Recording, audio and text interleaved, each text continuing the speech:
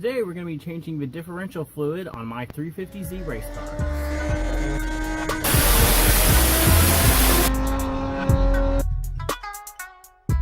So changing the differential fluid on these is pretty easy. You have a fill plug up here on the side and a drain plug down here.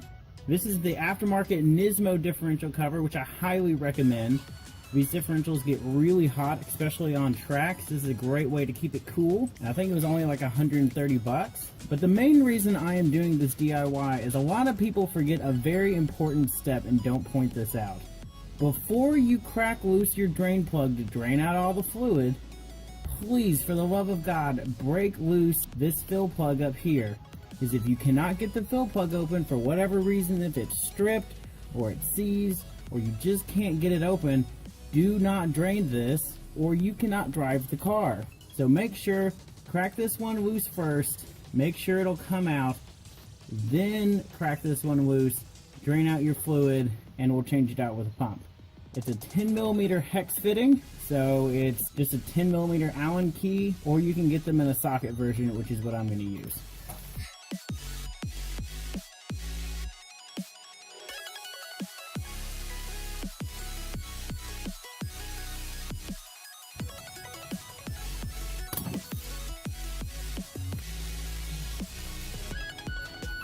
And that is exactly why I told you to break this loose first.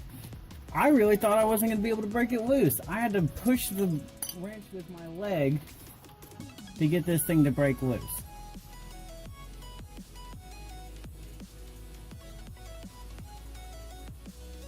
But it's out, and now we can break loose this lower one and drain out our fluid.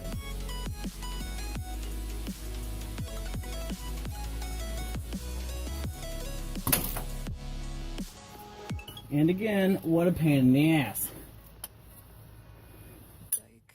But we got it. This cover here is magnetic, so it'll pick up any extra little particles that fall off. I've only got a bunch of small particles on there. I'm not sure how well you can see that.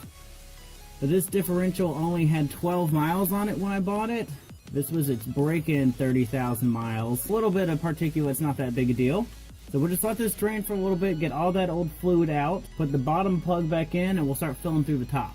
Alright, so here's a better close-up shot. You can see the little bit of particulates. I'll wipe that off. We have no big pieces, just a bunch of small particles, so nothing to worry about, just some break-in of the differential. Now that everything is drained out, I'm going to wipe off our mating surface right here.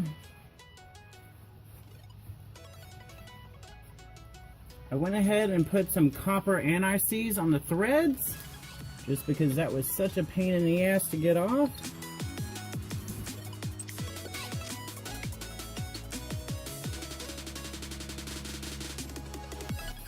Tighten that down to whatever torque spec I put on the video.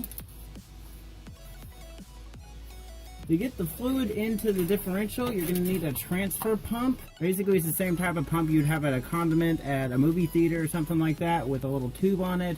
You can pick it up at any sort of hardware store or auto parts store for like $5. Stick the tube into the differential.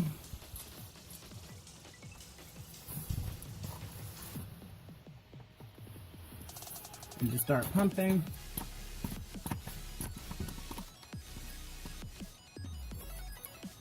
The manual recommends using a 75 weight 140 synthetic. The price difference between the synthetic and conventional just isn't worth it. You gotta go for the synthetic, especially as hot as these differentials get.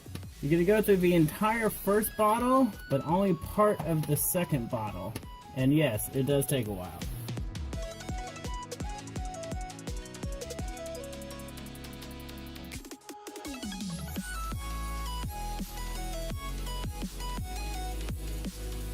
Alright, so you can see where it's just barely starting to drip out. That is the point when you've reached the top of your fill plug and you can stop pumping in fluid. Put anti-seize on our fill plug as well.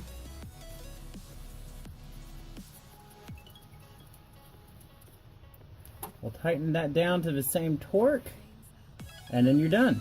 All said and done, this is a super easy job. It only takes about 10-15 minutes and $25 worth of supplies. Anyone can do this, but I will stress again, please break loose your fill plug before your drain plug. Otherwise, you could have a huge problem on your hands trying to figure out how to get fluid back in your differential to drive the car. I'll also recommend again the thin diff cover. Nismo makes one, Z1 Motorsports makes one, and Soho Motorsports makes one. So check those out, pick out the one that you like. I'll throw some links in the description for you guys.